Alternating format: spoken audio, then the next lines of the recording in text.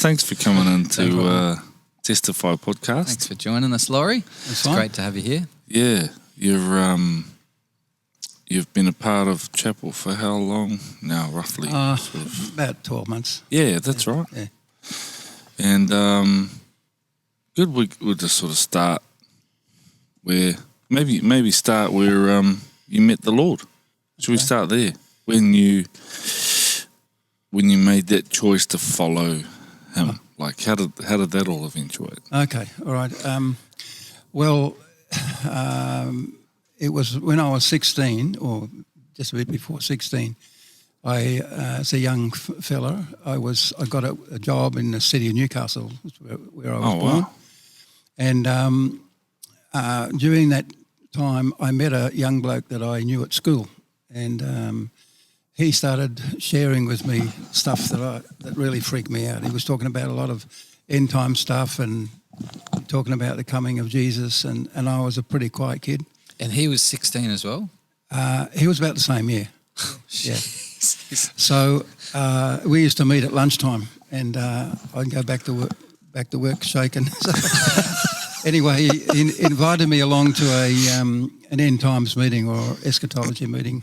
In those days, that was when they had the evangelists with the big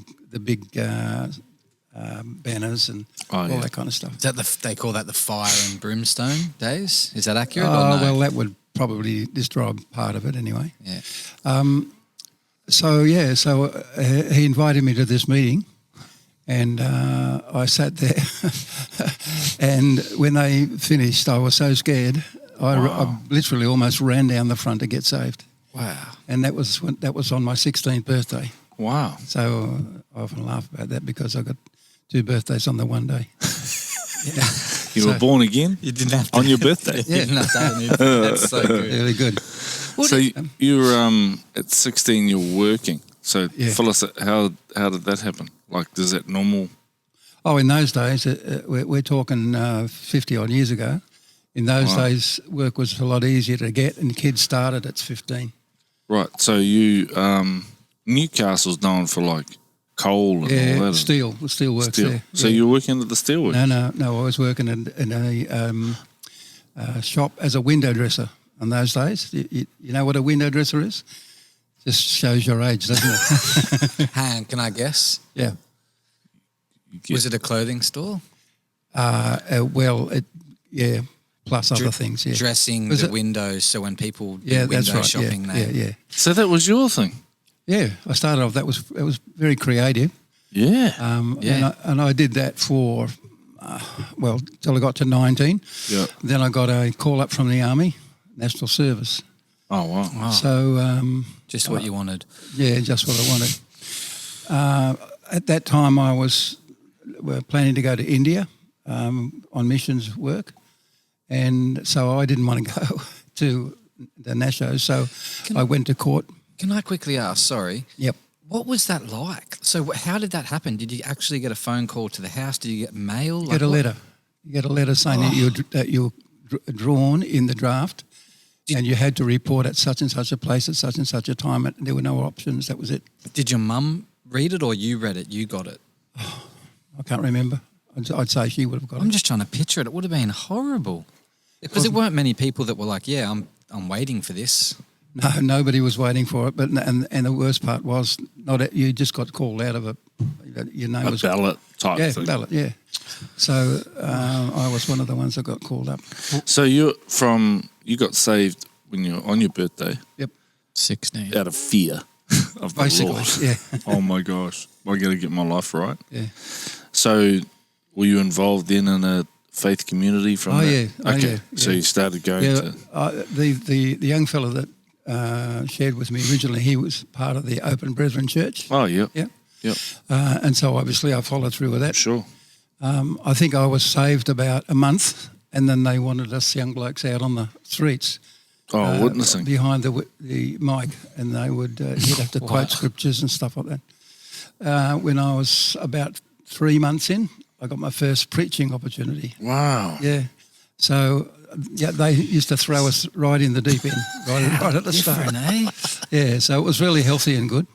That evolved into I really had a passion for reaching out, so I bought my own combi van, converted it into a gospel van, had amplifying equipment and stuff like that. I used to go around the streets on my own, pull up along on the roadside, put out the gear and preach. That's awesome. On Sunday I had 5 special spots I used to go to on my own, just preached. At how old? Like 17, 18? Yeah. No way. Yeah.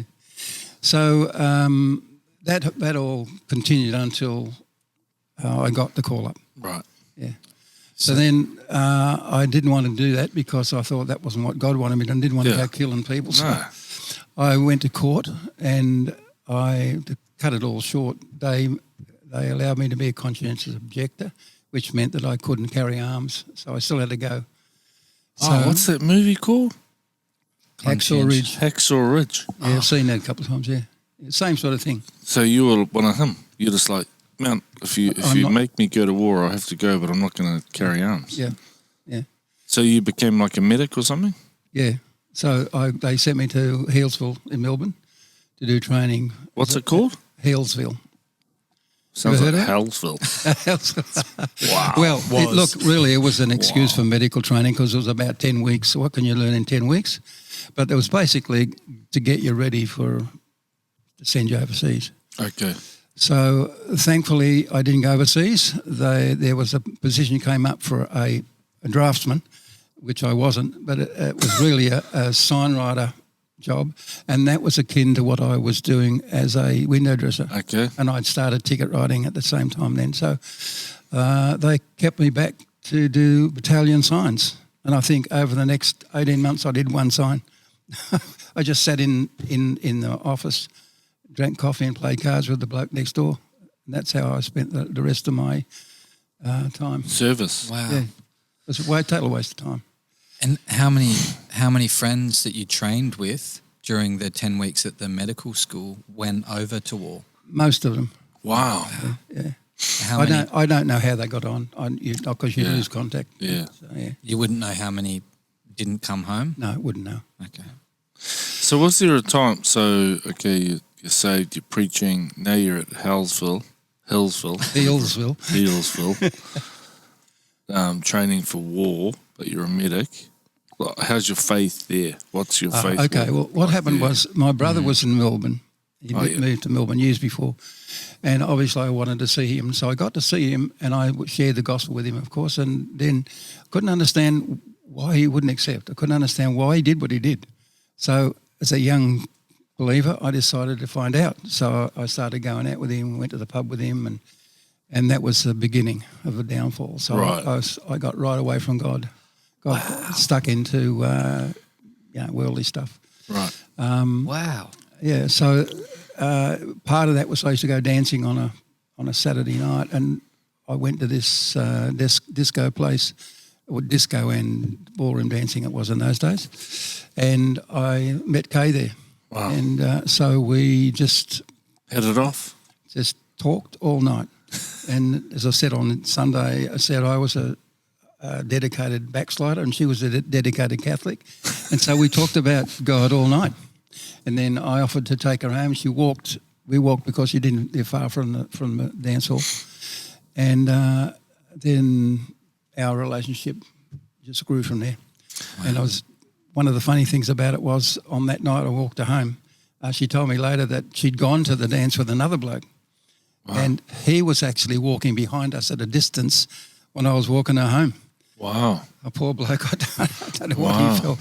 But she didn't tell me, so I didn't know. Rob. That's his name, Rob. Broad daylight robbery. I was going to ask who was the better dancer, but I think I know the answer. Call you Twinkle Toes back in the day, didn't they, Laurie? Well, when you turned up at a dance and you're pretty slim in those days with your army uniform on, you look pretty good. Oh, wow. It was the uniform that did it. Come on. I've seen plenty of movies like that. So how many years have you been married to Kay now? 54. Oh, congratulations. Yeah. Wow. Great milestone. Yeah, That is so good. Yeah. So Praise the Lord. how far long did you get married? Like, We... I forget how long we were courting, probably 12 months or something, and we decided we wanted to get married. So I went to see Bluey, her father, And he said, Bluey, yeah. Doesn't get much more Aussie than that. That's right. And he said, absolutely not. No way known. He said, as long as I live, you'll not marry my daughter. And he did. Why? I was not a Catholic. He was a Catholic and I was a Protestant. And so he said, even if she was 20 at the time, and he said, even if she was 21, I still wouldn't approve or give my consent or my blessing. So that was it. So we decided, well, let's go ahead. So in those days... let's get married anyway. Well, in those days, you couldn't get married without your parents' consent under 21. Wow. So we had to go to court again. We went to court and got the judge's permission to get married. And that was a shocker thing to do because that really hurt the family and isolated her. You couldn't just wait a year? No. We were so infatuated. Wow. So impetuous. Wow. Praise the Lord for these days, a little bit less than that. Yeah. So we got that permission, we got married, and we had a really beautiful, I'd say 3 years, a really healthy marriage. We had 2 beautiful kids. Wow. Ray was one of them, of course, and Neil. And then that's when we hit the wall. Wow. We didn't, I did. And I was still sort of living in the world to a large degree. Right, so so sort of faith had taken a back burner. Yeah. Faith communities, like not a priority. Not involved, no. So it's just your family working. Yeah. Not in the army anymore. No, I'd been discharged. Okay. Yeah. So I got involved with someone else, and that was that was a shocker, absolute shocker. This is 50 years ago, and it still hurts, you know. So, so it's a terrible thing. There were lots of horrible things said and done, and it was just a terrible time. Wow. To wipe it away. So, sorry, you're going to start? I was just going to ask, was it because, what was it that led you to that? Because I obviously can hear the grief and I know where your life is now, but was it the drinking? Were you drinking? Were you working away from home? Like, what were you doing that enabled you to go down that path that you regret? I really can't pinpoint it, Sam, except to say maybe that everything was going so well and I probably felt that I was the greatest bloke in the world and I just did what I did. You know, I got attracted, got drawn away, and that was it. Wow. So that was a very hurtful time for Mum. Kay, I'll call her Mum.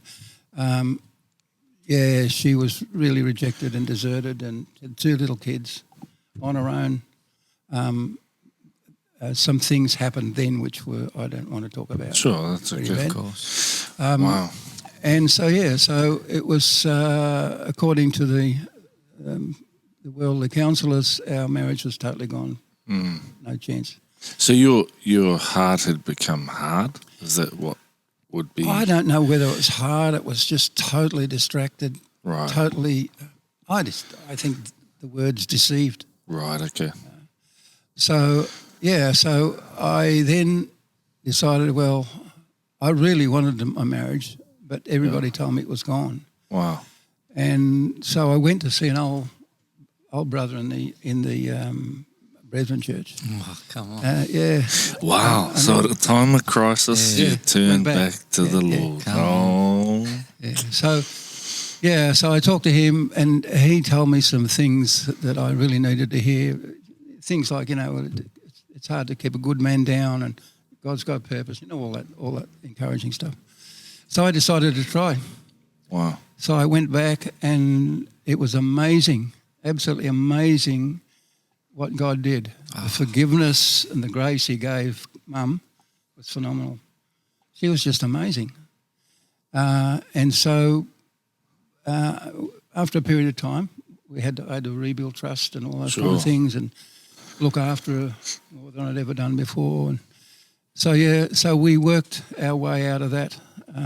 Still not in fellowship, still... Well, what happened when we got married was she used to... I was sort of kind of in and out of touch with a Church of Christ, was where we lived. So I used to go sometimes. So I would drop her to the Catholic Church and I'd take the boys to the other one. Nice. That was the division at the time. Right. So anyway,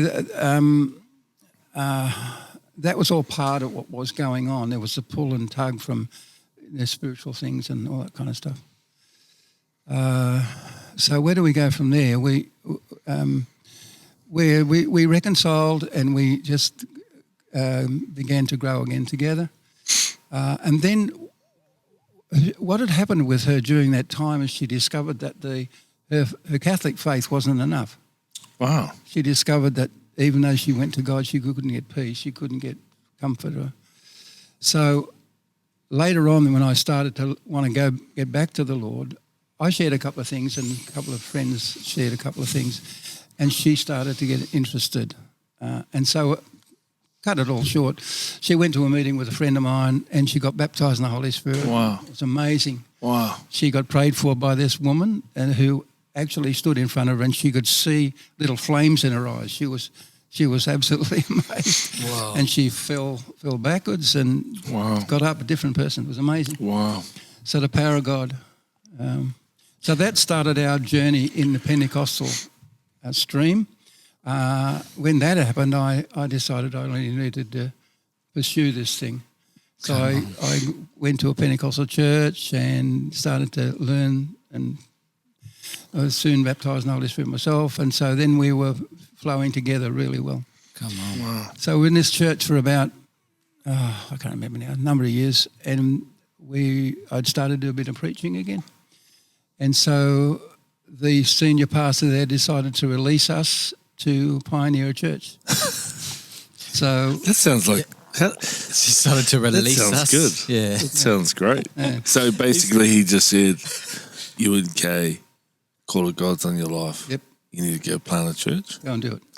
Let's go. But not only that, it was only a small church. He bought 2 buildings and he released two of us, myself and my wife and another guy, to go into and we started with a building, no people. That's amazing. Oh, okay. He done- There you go. Another Changes story, the yeah. plan. I think I'm ready, if you're ready. Well, how big was the building, Laurie? A shed? We could start with a shed. Can I ask, just to backtrack quickly, I got a question. Yeah. Where's Bluey in all that? Kay's dad. Bluey was a funny man. He resented all that, of course. I wasn't allowed to go into their home, so I used to drop Kay on a Saturday afternoon. I'd leave her there for an hour or so. I'd sit in the car outside and wait for her, and then she'd come out and go home. So we did that for about 6 months. And one day I'm sitting in the car, and it was Brownlow time. Brownlow Middle. Oh, AFL. AFL. Oh, okay. And I'm sitting in the car, and anyway, she comes out and she says, Dad wants you to come in. I said, what do you want me to come in for? She said, I want you to celebrate the Brownlow. And so that was it. No discussion, no anything. I was just back in. Is this after the split and you're back together, or when was this? Yeah. No, this is when we were first married. Cool. Because he was pretty hurt about that. Well, can you imagine what he felt said when we broke up? Wow. Imagine she got the treatment from them as well. So that was really... He was right all along. Yeah. So anyway, let's leave that behind. Yeah. Where were we? So you're kicked out of the church. Sent out of the church. With a building. So 2 couples. Well, one couple in one building and one suburb and us in another. Wow. So I like this pastor. What's his name? He's no longer. Yeah, but what was his name? Andre van der Linden. Wow. He was a Dutchman. What a great man of faith. Yeah. Come on. So anyway, I'm like stuck on that, Laurie. Pointing to, how long were you with him for? This is the sad part. We were in that building for about a year and a half or something like that. No. How long were you with Before he sent you? A few years, I can't remember exactly. Maybe 3-4 years, something like that. Oh, that'll. Yeah. No, you should have been gone a long time ago, Sam. Oh, I'm waiting You for and Samantha. I'm waiting for the building. Let's hear. He said, I think he said a 400 car park building. Or something. Wow, that's cool. Okay, so you then you're there for a few years, and then he sends you out. Yep. So you're gone, like literally the next Sunday, you're starting. Within a month or something like that. And, wow. There was a prophetic ministry from Indonesia there at the time, and he with the senior pastor, released us and commissioned us to do it. So it was a sort of a pretty big deal. So amazing. Were you nervous? Mate, that's 50 years ago. No, we want you to remember that exact moment. Tell me how many hours you slept the following night. Dear. So anyway, we went out with, I think there were there was two couples and then one other, I think, from memory. And we were going, and we were doing okay. We had about 40 people or something in that time, which was pretty good for those days. Yeah, it's amazing. And then what happened was the senior pastor wanted us to bring all of our people in on the Sunday night to the main meeting, but our people didn't want to do that. And so I was in a catch-2 situation, and so it caused a bit of conflict, and then he started coming out and ministering, and there was cross-council, and it got very messy. So Mum and I decided, well, let's pass it back to him. Let's not create big problems. And so we withdrew. Okay. So at that time we went and we decided to start a church somewhere else, which we did, which was birthed totally out of reaction. It wasn't God's will at all. Right. So we struggled with that one for a while. And we eventually realised that wasn't going to work. So we went to a bigger church to be restored. And that was, I don't know how long we were there, for a few years anyway. Yeah. And we got into kids ministry, which we really loved doing as well. And so we worked with the kids for quite a while. And then after that, we moved back to the Church of Christ because they were looking for somebody to build a kids ministry there. And we were already in a big church, so we did that. So can I just ask a question? Yeah. It's interesting you said you decided to hand that church back to the pastor, and then the reactionary response of take. So what, where you sit now, what advice would you give to someone in your situation? Then well, the handover process and then the plant process. Yeah, just that, because I've seen that a lot, but you've seen it more, of the reaction of it's not going how I thought. Let's just hand it back and start something else. There's that reaction. Yeah. What advice would you give? Well, I certainly wouldn't recommend start something else. I wouldn't recommend that at all because you're in a place where you can't. It's not going to be right. You've got to deal with all the issues. So I would say, if you want to hand it back, but stay. Sure. Okay. But stay and work through the issues. Wow. What happened was when we left, we heard all these stories, which we were amazed at the things we were doing. From the stories we heard, people just talk. They don't know, they make it up. So that's good. So instead of just reacting, hand it back if that's what you want to do. Yeah. If the goalposts change, you're not playing the same game, then that's fine. Hand it back. And work the issue out. And work it out, but don't go and start something in reaction. Absolutely correct, Yeah, that's wise. Yeah. So what happened then was when the second one failed and we went to the bigger church before we went to the Church of Christ, I felt the Lord say to me, you need to get this right. I want you to go back and see him. Wow. So otherwise, going back to the big churches, you're not going to solve it. You need to get the core problem or the foundational thing right. So I did. I went back to him. I humbled myself. I acknowledged my faults, which I'm sure there were many. It's never just one-sided. And I went with the purpose of being reconciled. And so I humbled myself and we both cried. Wow. But he never owned up to anything. And so from my point of view, I just felt released then. And I thought, I went with a view of reconciliation and I felt that I'd done the right thing and I could be at peace about that. One thing I discovered, and some wise person said to me later on, there's a difference between reconciliation and restoration. Reconciliation is when you're joined back Well, you know what reconcile means? Yeah. Yes. Make it right. Yeah. You make it right, but you can very rarely be restored to the same place Yeah. No, that's true. because there's so much that's gone water under the... Yeah. So that was a good lesson. That's quite liberating. That's quite, Yeah. you know, Yeah. we are ministers of reconciliation. Yeah. We're not ministers of restoration. Yeah. That would be too painful. God's into restoration. We're restored to God. Yes. Yeah. Amen. Yeah. So So that was that. Where do we go from there?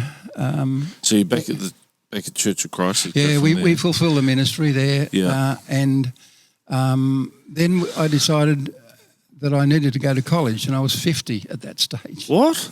Yeah. I did, the Lord kept nudging me, and people would say, why don't you go to college? Why don't you go to college? And because I didn't have a credential which enabled me to marry. Oh, So yes. Yeah. I was married, but you know what I mean. Yeah. Married people, Yeah. For sure. So to do that, I decided to go to a Pentecostal college. This is before I went to the Pentecostal. This was got to get this right. So I had to get back. Instead of going to the Church of Christ, I needed to get back into the Pentecostal stream Yes. if I was going to get that credential. So I did that, and whilst I was doing that, I then realised that I had to be in a Pentecostal church. So there was a little one where we lived, not far from where we lived. So we joined that church. Wow, awesome. And so I did my 2 years. I just did a diploma Yep. and got my certificate, etc. Then we were with this other church for about, I don't know, maybe 18 months or something. And I got a knock on the door, and it was the pastor, senior pastor, and he said to me, we've decided we're going to close the church. We're going to go to Indonesia. And I was just, Wow. that was a couple of days before I was about to head off to Fiji. I was going to speak at a pastor conference over there.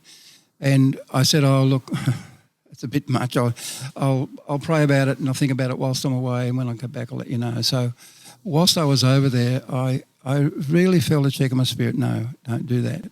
Wow. So when I came back, I said, I'm sorry, but no, we don't think that's what God wants for us. So he closed the church. So Jeez. How many people? Hey? How many people were in the church? It wasn't a big church then. That was just probably, I don't know, maybe 80 people. Maybe he started out of reaction. I don't know. Yeah. Maybe. So anyway, what happened then was we obviously needed to go to another church. So when we chose another Pentecostal church, and I knew the guy, and it was really, really a good season.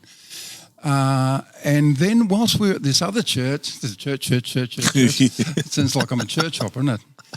So while I was at this other church, I felt God say, now I want you to pioneer again. Wow. And that was really confirmed to us. Well, and it's from the Lord, right? So Yeah, it was definitely the Lord. you wouldn't have thought that. No. You know it's the Lord when it's not you. So, okay, so we said, I went to the senior pastor there, and he said, cool, we'll support you. Yeah, And so come on. So we went, and we started with about, I don't know, maybe half a dozen.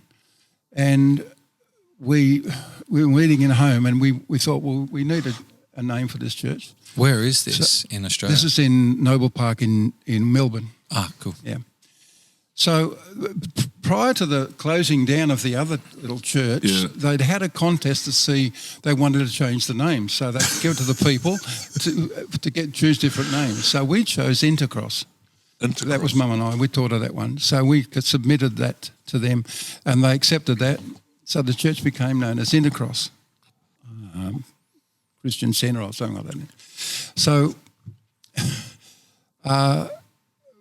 so when we left, and the Lord told us to pioneer, we were looking for a name for the church that God wanted us, we believe was God's will. So we liked the name Intercross, and so we decided, well, let's call it that, but we need to make sure that the other's cleared, you know. So we rang up the corporate affairs, and they said, oh, no, sorry, that name's taken. And so I'm disappointed. So I said, you wouldn't mind telling us where it is? They said, oh, yeah, it's in Noble Park. And we said, whereabouts in Noble Park? And they gave us the address of the other one. So what had happened was the previous pastor had fulfilled all the paperwork for the closure of the church and all of that, and they never got it. Oh, They wow. never got the paperwork. So as far as the government was concerned, that church was still operating. So all we needed to do was contact the previous board members, Yeah. change the board, and we were flying. Oh, So cool. it was amazing. Wow. And I can't tell you, the little miracles all along the way. so It was good. amazing. So then we wanted to look for a building. So we looked here and there and couldn't find anything. And my son said, he's a bit prophetic, and he said, Dad, I felt God say to me that there's a place right in the middle of the shopping centre. They're sitting there empty waiting for you. And, of course, we've been looking everywhere. So what happened, to cut it all short, there was a uniting church, which was a compilation of the three, uniting Methodist and, no, not Methodist, Presbyterian, Congregationalist. Yeah. And there were the three buildings, and they joined them together, and they made the central one a very big kitchen area. So the one nearest to the shopping centre was they used to play in the carpet bowls there. And so we ended up getting that. Wow. And it was exactly where my son said it would be. Wow. So that was amazing, just to get that building. And then what we could do with that building was also amazing. And then when we decided to go in, then we thought we had nothing. So I was getting these phone calls, and one say, look, you need any pews? I've got all these brand new pews, hardly been used. Come on. And they fitted beautifully in the church. Then we got, someone wanted to give us a drum kit. And then someone had a sound deck. Yeah. It was amazing. It's all come out of nowhere. Yeah. So it's just God saying, confirm. Yeah. So we got started. Pardon me, I'm a bit dry. I've got a water. Oh, that'd be good. Thanks, mate. Thank you. Yeah. I like cool. Like he builds it if you let him, right? God will build his church if you let him. Oh yeah. Well, we were really open. Yeah. So what we did was we started our meetings in the building, and we didn't advertising like that, but it was amazing. You didn't do advertising. No, we didn't advertise. It just started. Just as that one of your things. Yeah. So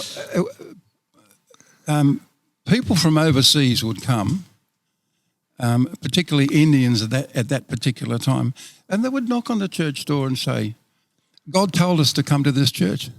Wow. And we had a few of them. It was amazing. So God was doing what he wanted, but the thing was they're all Indians. Right. But hang on a sec. Let me go back, because you said when you were young I wanted to go to India. you wanted to go to India. Yeah. Had you ever gone to India? Yes, we had been in the latter years. No, but before. No, we never got there. And also, Kay was wanting to go to India as a nun. So it was both were on the same tram. But so you'd said that because you said that here. You wanted to go to India. Yeah. And so did Kay, but you hadn't been. But we never got there. The army stopped me from going. Oh, that's right. And she didn't get there. So Wow. our saying was in the end, well, we couldn't go to India, but God brought India to us, which was pretty wonderful. So you had a lot of Indians turning up. Well, not originally. Okay. We had a lot of Sudanese. A lot of Sudanese families would arrive in Australia, very little English, just on a benefit. So Right. they had to be given housing from the government and Right. so on. So what we found God had planted us there for was to be mum and dad to a lot of families that had left their families behind, left their mums and their dads and stuff like that. And so that was an amazing, a wonderful, wonderful time. We were just a healing to a lot of young Indian families. Wow. So did you live close to where the building was? Yeah, a couple of minutes away. So you just would be there all day, every day type? Well, Not no, exactly, but- well, sometimes, Yeah. but most of the time we would work from home. Yeah. So I'm just trying to think my way through this because it's such a long time ago now. But how old were you when you planted it? Were you like 50s? 50. Really? When you planted that church? Wow. Was that bad or good? No, I'm like, man, I was 38 when we planted chapel, and I thought that was late. I had people from the college say to me, mate, you're far too old to plant a church. Far too old. The pastor, senior pastor at the Pentecostal church that we went to previously said, we wanted to do kids' work. He said, well, you can't do kids' work and plant a church at the same time. And I thought, a lot of churches started with kids' work. Yeah. Anyway, well, we overcome all of that stuff. And, that's so inspiring. I love that. So all the Sudanese were coming. Wow. And Kay got a position at a place called AMES, which is Adult Migrant Education Centre. Right. And she was doing conversational English. And then she wrote me into doing that. So we were both doing conversational English at this government facility. And, of course, we were meeting all of these immigrants. So we were bringing them across to the church to do conversational English and stuff like that. So we started to build. How to read English? Start with John. The Gospel of John. It's not easy. We weren't trained. So we just had to make conversation and do a lot of hand movements and drawings. And it was fun, but we got through it, a lot of them. Wow. Mum was amazing. She's amazing. How she loved the women. Just loved the women. We had to do stuff that we didn't want to do. We had to actually rescue a woman from her husband, a Muslim man who was building her up. And so we had to go during the day while he's at work, take her and the stuff. And we in line with the government, of course, and they gave her a safe house and stuff like that. But a lot of stuff we had to do apart from pastoring. Yeah. But it was all good. It was all healthy. So what happened was that the church started to grow with Sudanese families. And so after a while, it was discovered that these people couldn't get work because their English was not good enough. And they couldn't afford the housing. Right. So what the government started to do was open up opportunities in the country for them. And so we started losing family after family to the country. And so we were diminishing. All our families were going to the country because they had to survive. Yeah, right. To get a visa, they had to work for a certain amount of years I don't know much in a region, I think. Well, I think it still happens today. Oh, that happens. Yeah. Still happens today. Yeah. Anyway, so what happened then was, as that diminished, so that's when the Indians started knocking on the door. And so we started getting in. When we didn't close the church. When we passed it on, it was probably 95% Indian. Wow. That's awesome. Leaving their shoes at the front door when they came in? Or No. We had to teach them a lot of stuff. I mean, the guys wouldn't lift up a tea towel to help the wives. And that was their mindset, their culture. So we used to say, no, guys, that's not how it's done here. Yeah. So we're all in. Yeah. Wow. So that was good. Then so many things. There were a lot of blessings anyway. We had a lot of opposition too. They tried to burn us down at one stage. Somebody didn't like us. Wow. Yeah. So we were at home in bed one night, and the phone rang about 4:00 in the morning. It was the police. Said, "You're the pastor of the church?" And they said, "Yeah." Said, "You better get down here. It's on fire." So. So what had happened here, I don't know. We still don't know today who it was and why they did it. We used to knock back a few people that come for food parcels because we knew that they were only druggies and they were going to sell it anyway. So maybe we don't know. Wow. So we went down and she's ablaze. So it was a centre section. They got into the kitchen. They put a whole lot of stuff on the gas stove, lit the stove, and up she went. And they broke in the back door to do that. So anyway, nothing we could do about that. Section of our building was burned, the kitchen was burned, and it didn't touch the other main auditorium, the Uniting Church part. So they built a big wall between the kitchen and the Uniting Church auditorium, and so we were out in the cold. We had to go. Wow. So a friend of mine who was a pastor of church a couple of K away said, look, come and join us or have your meetings in our building later on. So we decided to have meetings in the afternoon after they'd had their morning meeting. So what happened was, a few days after they'd built the wall, the Uniting Church people arrived to the back door being smashed in again. Oh, wow. There was a door in the wall and they had a padlock on it. They'd actually come prepared. They'd cut the padlock, got in through the door, went down into our section, and they covered everything with foam spray. Expander foam.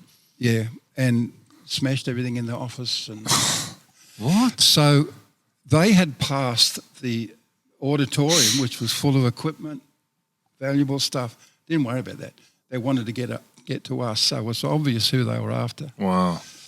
So anyway, we couldn't do anything about that. We just had to hand it over to the insurance. So whilst we were at the other building, we'd been there for about 3 or 4 weeks. I got a phone call at home. I'll never forget this. And it was a guy, and he said, "Are you the pastor of that church that's down there?" He said, "I walked around there a couple of times, the big fence around." He said, "I wanted to come to that church, and I can't go. Where are you now?" And as soon as he said, "Where are you now?" that feeling of awareness came on me. This is the guy. Wow. It was incredible. I just knew it was He's him, at or me. one of his Yeah. So I told a lie. Oh, Lord, forgive me. We're at the competition church just down there. We're at the Anglican church. Oh, wow. So what happened was I said, "Look, we're not sure where we're going to be meeting, but we don't know." But you can meet me at the front of the service station now because I want to have a chat.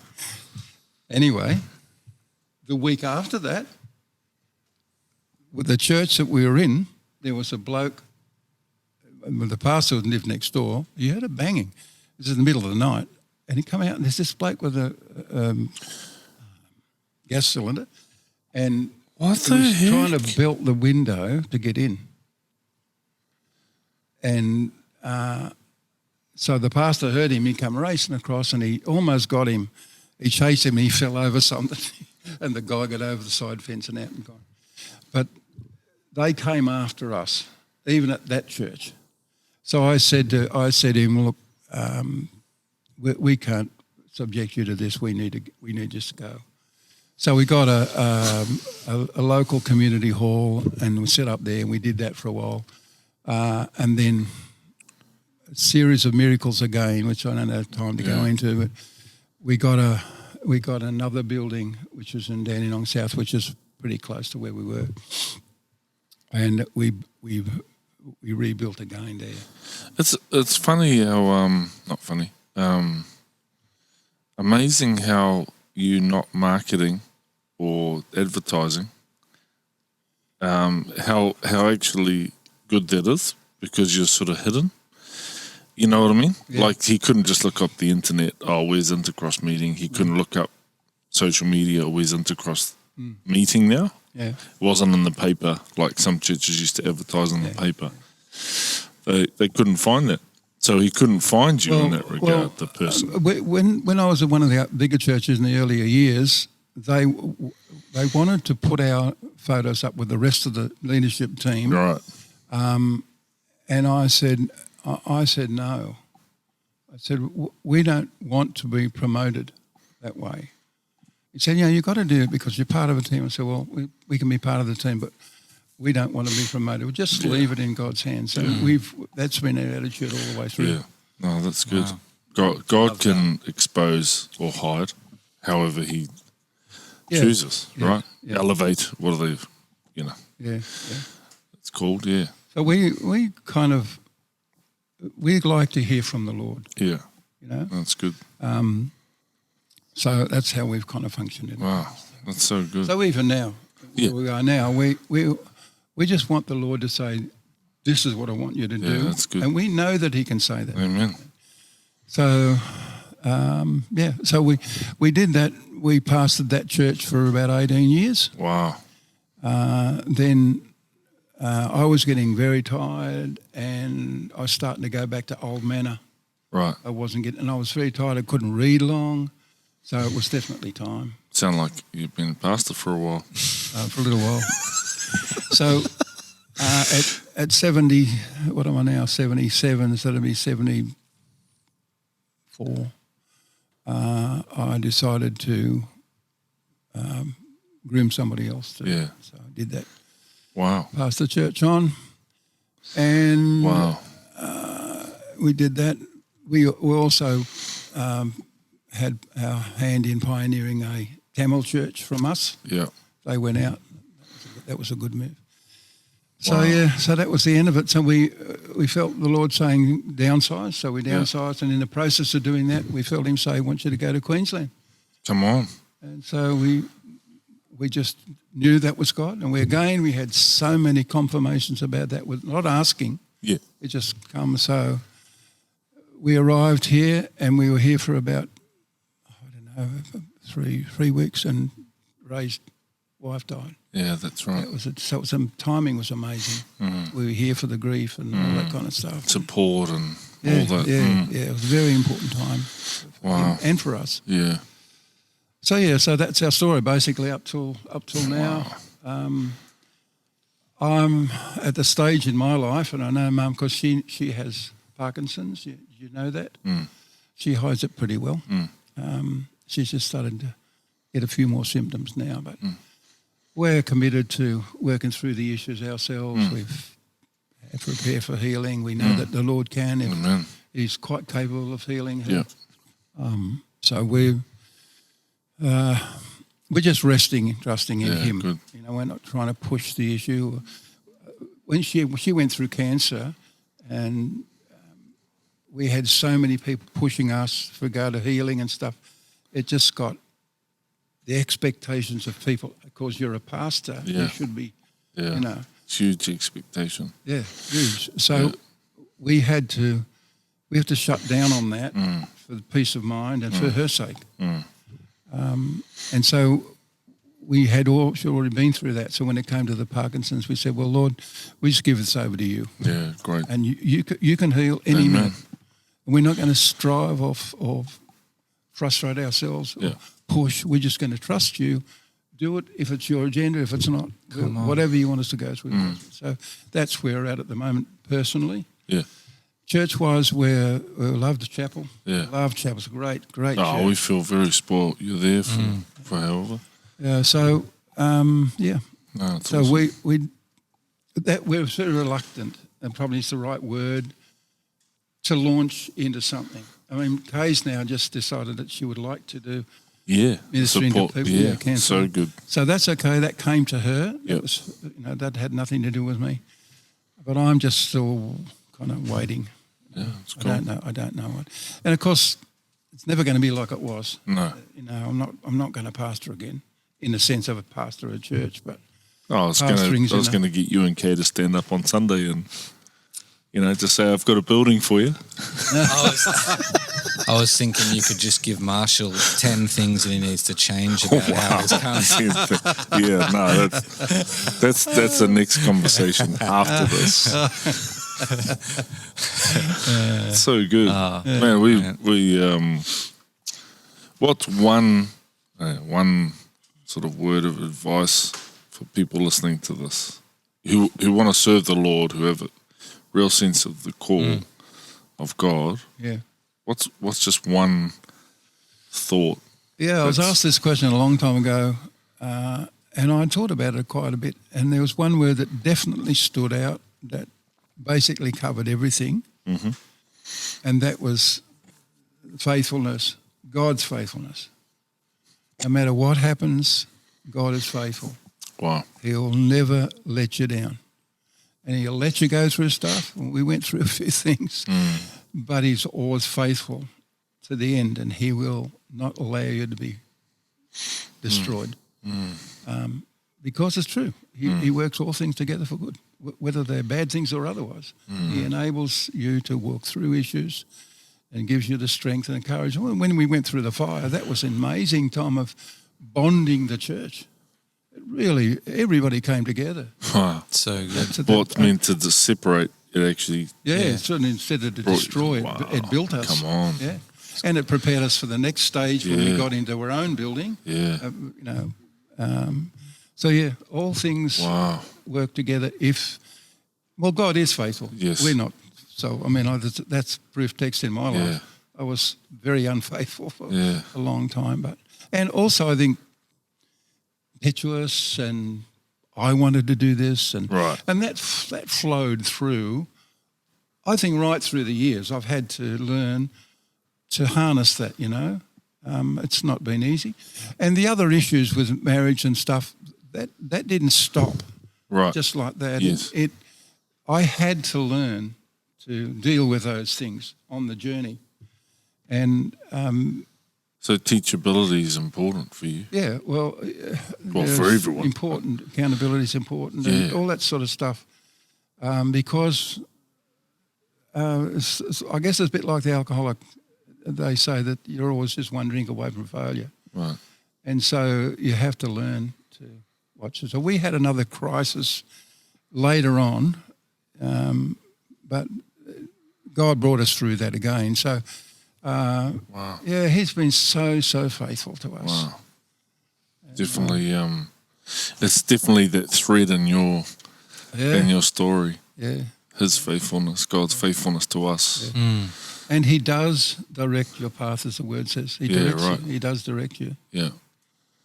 Well, thank you for sharing. Yeah. And, My pleasure. I mean, there's so many different rabbit warrens we could go down. But, I just thank you so much for being in our community. Yeah, it's pretty awesome. And being really amazing in ministering to people and caring for people. And Well, we wouldn't still. call it amazing. We just, oh yeah, it's what we do. We do. Yeah, So, that's what you do. As pastor's pastor. Yeah. it's true. You do it well. So, thank you. Thank you thanks, very Laurie. much. And God bless you. Good. Thanks, Okay. brother.